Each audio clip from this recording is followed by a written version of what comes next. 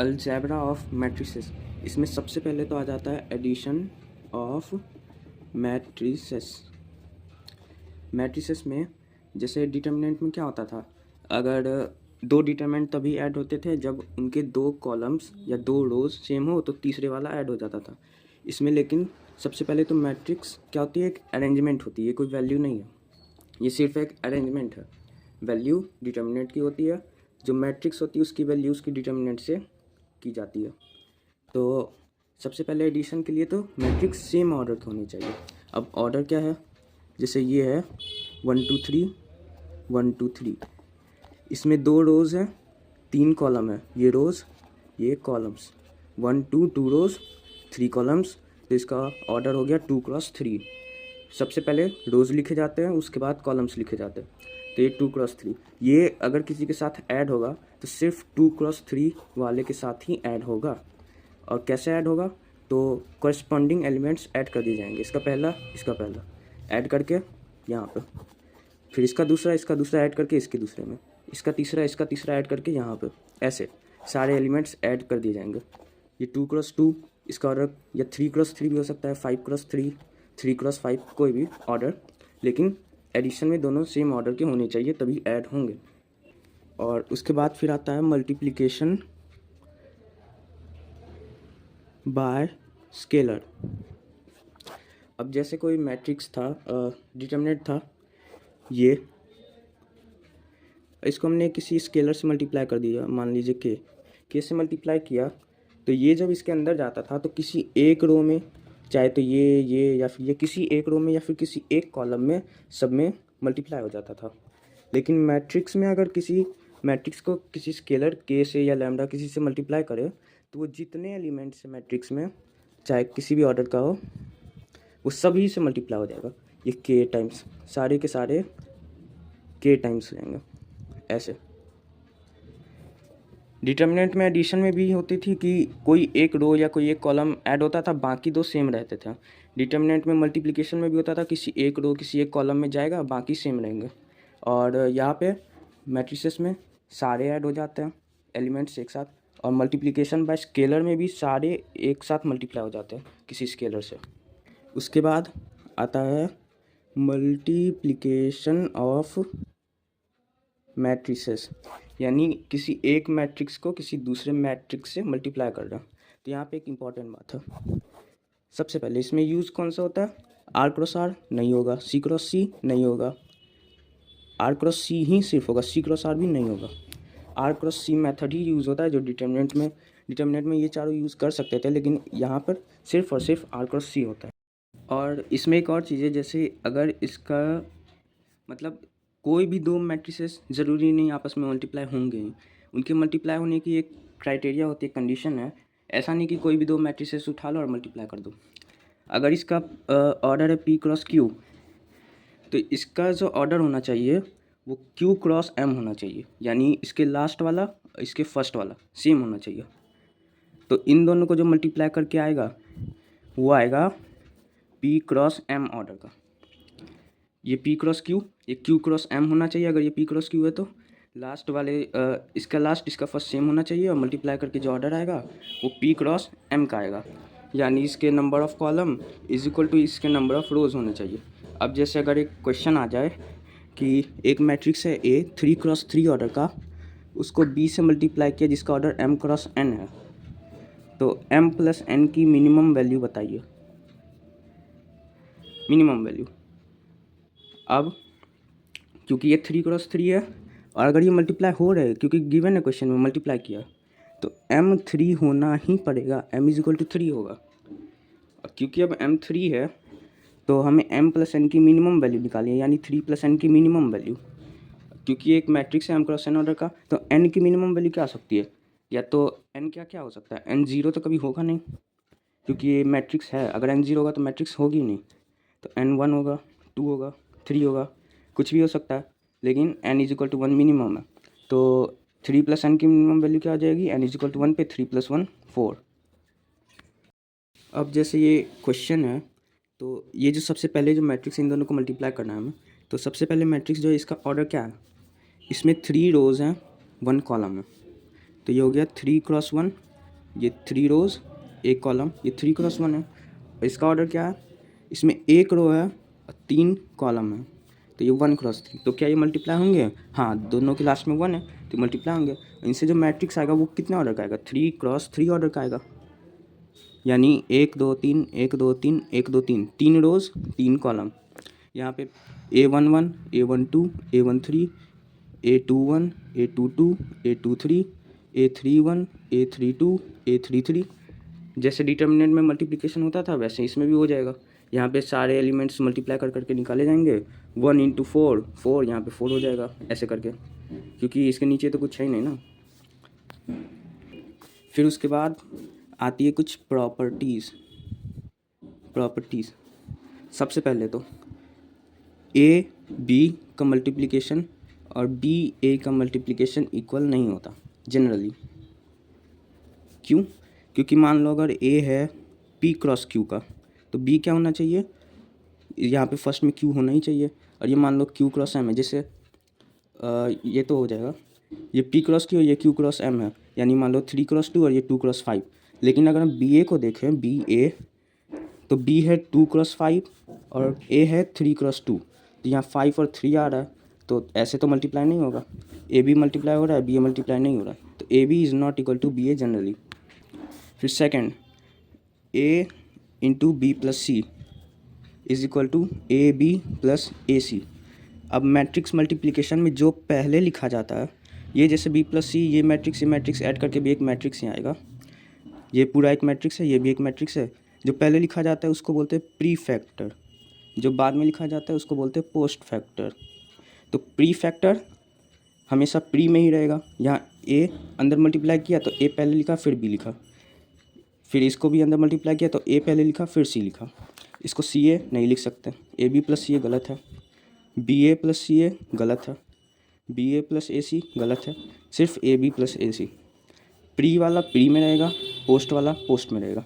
वही अगर B plus सी है, इसको अगर पोस्ट मल्टीप्लाई किया ए से, यानी ए को बाद में मल्टीप्लाई किया, तो ये हो जाएगा बी ए प्लस सी ए। ऐसे कॉमन लेने टाइम भी ऐसे ही होगा। अगर A B plus A C है, ए कॉमन ले रहे हैं, ए प्री में है तो वो प्री में ही बाहर आएगा, A into B plus C. और अगर ए पोस्ट में है तो A B plus C into A, matrix multiplication. और उसके बाद थर्ड में ए बी सी मल्टीप्लाई करना है, तो पहले किसी को भी कर सकते हैं, ए बी को मल्टीप्लाई करके फिर सी से कर दो, या फिर बी सी को मल्टीप्लाई करके फिर ए से कर दो, ऐसा कर सकता हूँ। तो ये एसोसिएटिव हो जाता है, A B C is equal to A B C ऐसे। लेकिन हाँ, इसमें ए और सी को पहले मल्टीप्लाई नहीं कर सकते। A B C is not equal to B A C, ये इक्वल नहीं होता। फिर कुछ क्वेश्चन जैसे यहाँ पे पी क्यू आर माइनस ए क्यू भी है, क्यू को कॉमन लिया तो क्यू बाहर आया, P R minus A B, क्या ये सही है? नहीं, ये गलत है। यहाँ तो ये प्री में आ जा रहा है, अगर इसको मल्टीप्लाई करेंगे तो ये Q P R minus Q A B होना चाहिए था, तो ये गलत है ना। ये प्री में आएगा ना ये पोस्ट में आएगा, ये ऐसे का ऐसे ही रहेगा। फिर यहाँ से क्या ए कॉमन ले सकते हैं? नहीं ले सकते, तो ये भी गलत हो जाएगा, क्योंकि ये ए बी माइनस ए सी होगा, ये ए बी माइनस सी ए है, ये गलत। ए बी माइनस ए सी, हाँ ये सही है। A B C is equal to A C B, ये भी गलत है, ऐसा नहीं होता। फिर 5, फिर कुछ चीज़ें कॉमन। सबसे पहले तो अगर ए इंटू बी ज़ीरो है, ज़ीरो नहीं, ये नल मैट्रिक्स होता है, क्योंकि ये वैल्यू नहीं है जो ये ज़ीरो होगा, ये मैट्रिक्स इंटू मैट्रिक्स मैट्रिक्स ही होगा। तो अगर A into B is equal to null matrix है, तो या तो ए नल मैट्रिक्स होगा या फिर बी नल मैट्रिक्स होगा, है ना? गलत, दोनों में से कोई भी नहीं, क्योंकि ये ज़रूरी नहीं है, क्योंकि ये वैल्यू नहीं है। डिटर्मिनेंट में होता था कि दो वैल्यूज़ हैं, मान लो 0 इंटू 1 किया तो 0 आया, या फिर कोई भी दो value A into B is equal to 0 है तो या तो ए 0 या बी 0 या दोनों 0 ऐसे। लेकिन मैट्रिसेस में ऐसा नहीं होता, ये अरेंजमेंट है। हो सकता है दोनों में से कोई भी नल मैट्रिक्स ना हो, लेकिन मल्टीप्लाई करके नल मैट्रिक्स आ जाए, तो ये ज़रूरी नहीं है। दूसरी चीज़, अगर A B is equal to A C है तो B is equal to C cancel करके, ये भी गलत है, क्योंकि कैंसिल आउट नहीं होता। मैट्रिक्स मल्टीप्लाई कर सकते हैं, क्योंकि मैट्रिक्स ए को ऐड कर सकते हैं, मल्टीप्लाई कर सकते हैं, लेकिन डिवाइड नहीं कर सकते। सब्ट्रैक्ट में भी जो होता है ए माइनस बी जैसे लिखते हैं, तो वो होता है ए प्लस माइनस बी, ऐसे उसको ऐड ही किया जा रहा है। तो मल्टीप्लाई कर सकते हैं लेकिन डिवाइड नहीं कर सकते, क्योंकि अगर डिवाइड करेंगे तो वो ए नहीं रहेगा, वो ए इनवर्स होगा। तो A B is equal to A C cancel out नहीं होगा, इसको ऐसे लिखेंगे A B is equal to A C, A B minus A C is equal to zero. यहाँ से ए कॉमन लिया, A B minus C is equal to zero. फिर वही बात आ जाएगी, ये भी एक मैट्रिक्स, ये भी एक matrix, multiply is equal to null matrix, ये ज़ीरो नहीं है, नल मैट्रिक्स। तो या तो ए नल मैट्रिक्स या फिर B minus C null matrix, दोनों ही गलत हो जाएंगे। सेम वही चीज़, अगर A into B plus C null matrix हो तो क्या ए नल मैट्रिक्स होगा? नहीं। बी प्लस सी नल मैट्रिक्स? नहीं। क्या बी यहाँ पे क्या बी इज इक्वल टू सी हो जाएगा? नहीं। और अगर दिया हो ए इंटू बी दोनों मैट्रिक्स का मल्टीप्लिकेशन नल मैट्रिक्स, तो क्या बी डॉट ए भी नल मैट्रिक्स होगा? ये भी नहीं होगा, क्योंकि generally A B is not equal to B है ना, तो ये भी एग्जिस्ट नहीं करेगा। जैसे आप यहाँ पे एक और B minus C is equal to null matrix अगर दिया है, तो adding C both side B is equal to null matrix plus C, तो B is equal to C आ जाएगा। बी माइनस सी अगर नल मैट्रिक्स है तो B is equal to C, ठीक है। लेकिन यहाँ पे B is equal to C इसलिए नहीं हुआ क्योंकि B minus C null matrix है ही नहीं। यहाँ ए into B minus C null matrix है, तो ज़रूरी नहीं B minus C null matrix हो, कुछ भी हो सकता है। कोई भी दो मैट्रिक्स को मल्टीप्लाई करके नल मैट्रिक्स लाई जा सकती है, अगर वो नल मैट्रिक्स ना भी हो तो भी, इसलिए। लेकिन अगर सिर्फ B minus C is equal to null matrix है तो adding C both side B is equal to C आ जाता है। उसके बाद फिर कॉम्यूटेबल और एंटी कॉम्यूटेबल। कॉम्यूटेबल तब होता है अगर A into B is equal to B into A हो जाए, तो ये कॉम्यूटेबल है। कॉम्यूटेबल एक प्रॉपर्टी है, और ए बी को कॉम्यूट बोलेंगे। कॉम्यूट एक नेम है, commutable property, commute name given to those matrices. A into B, अगर बी इंटू ए है तो ये कॉम्यूटेबल है, और ए और बी कॉम्यूट होते हैं। वही अगर A into B minus B into A है तो ये एंटी कॉम्यूटेबल है, और ए बी को एंटी कॉम्यूट बोलेंगे। एंटी कम्यूट ये नहीं होगा कि A B is not equal to B A, ये नहीं होता। एंटी कम्यूट होता है माइनस के साथ, A B is equal to minus B A होना चाहिए। फिर आ जाते हैं कुछ जनरल्स, जैसे पहला ए स्क्वायर। ए स्क्वायर एक मैट्रिक्स है तो उसको लिखा जाता है ए इंटू ए, ऐसे। ए बी स्क्वायर, तो ये ए स्क्वायर बी स्क्वायर नहीं होता। ए बी खुद एक मैट्रिक्स है, ए इंटू बी। मैट्रिक्स का मल्टीप्लिकेशन मैट्रिक्स से भी मैट्रिक्स ही होता है, मैट्रिक्स का एडिशन मैट्रिक्स से मैट्रिक्स होता है, सब्ट्रैक्शन भी मैट्रिक्स होता है। तो ए इंटू बी खुद एक मैट्रिक्स है, तो ए बी को एक्स बोल सकते हैं, तो ये एक्स का स्क्वायर, यानी कि ये एक्स इंटू एक्स। इसको लिखेंगे A B into A B, या फिर इसको ए बी ऐसे भी लिख सकते हैं।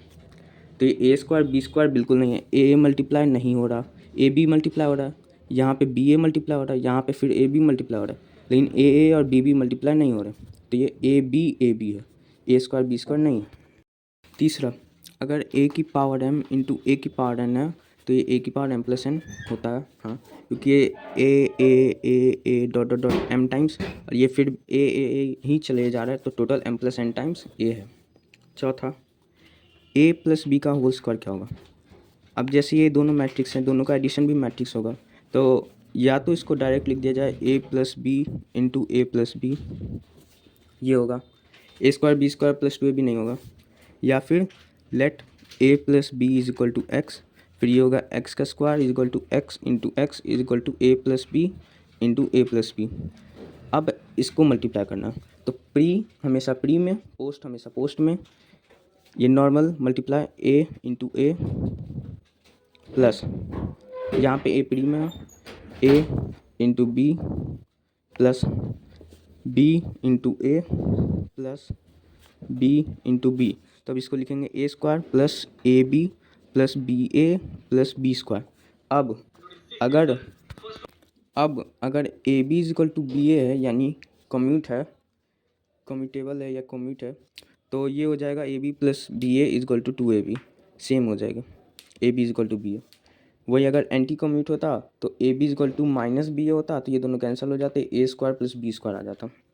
उसके बाद अब अगर A minus B whole square है तो ये हो जाएगा A minus B into A minus B is equal to A square minus A B, या माइनस है A B minus B A minus minus plus B square. अब अगर A B और बी एक कम्यूट है, ए और B commute है, A B B एक कम्यूटेबल है, तो ये हो जाएगा A square minus two A B plus B square. अगर एंटी कम्यूटेबल है तो ये दोनों वापस से कैंसिल आउट हो जाएंगे और ये ए स्क्वायर प्लस बी स्क्वायर हो जाएगा। उसके बाद फिर आ जाता है ए प्लस बी इंटू ए माइनस बी। ये ए स्क्वायर माइनस बी स्क्वायर नहीं है, इसको वापस से उसी तरीके से मल्टीप्लाई करना है। ये हो जाएगा A square minus A B, pre वाला प्री में, इसको उल्टा भी मल्टीप्लाई कर सकते हैं, plus B A minus B square, है ना। अब उल्टा मल्टीप्लाई कैसे, A plus B A minus B, फिर वही बात आ जाएगी, अगर ये कम्यूटेबल है तो कैंसिल होकर A square minus B square, anti commutable है तो ये ऐड हो जाएंगे, क्योंकि बी हो जाएगा माइनस ए बी हो जाएगा, तो ये हो जाएगा A square minus B square minus two A B, ऐसा। तो अब उल्टा जैसे ये A into A plus B into A, post वाला पोस्ट में, यहाँ पे पोस्ट में minus A into B minus B into B, तो A square plus B A minus A B minus B square, यही चीज़ आ गई। तो सेम ही चीज़ है। और फिर एक और चीज़ आई, यानी identity matrix of any order, वो हमेशा कम्यूटेबल होता है हर मैट्रिक्स के साथ। अब कम्यूटेबल के लिए क्या होना चाहिए, A B is equal to B A होना चाहिए, है ना। तो ऑर्डर का भले ध्यान रखना है, P cross cube M cross N ऐसा करके, तो सेम ऑर्डर का लेना, उसी टाइप के ऑर्डर का जो आई से मल्टीप्लाई हो सके।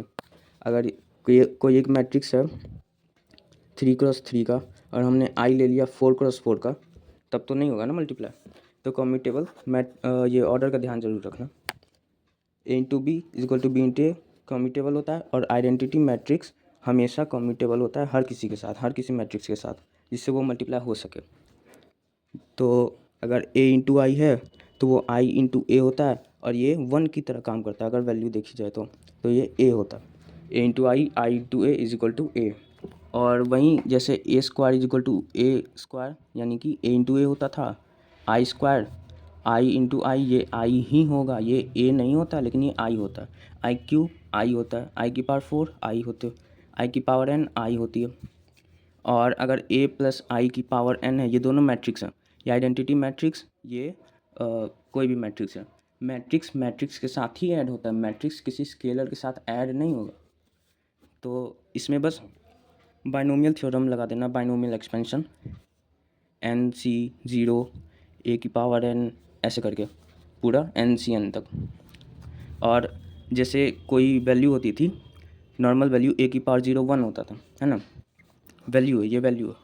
तो वही अगर मैट्रिक्स में देखा जाए तो कोई एक मैट्रिक्स की पावर 0, जैसे a की पावर 1 होती है a की पावर 2 होती है a into A square, a की पावर 3 होती है a स्क्वायर इंटू ए, या फिर a इंटू ए ऐसा।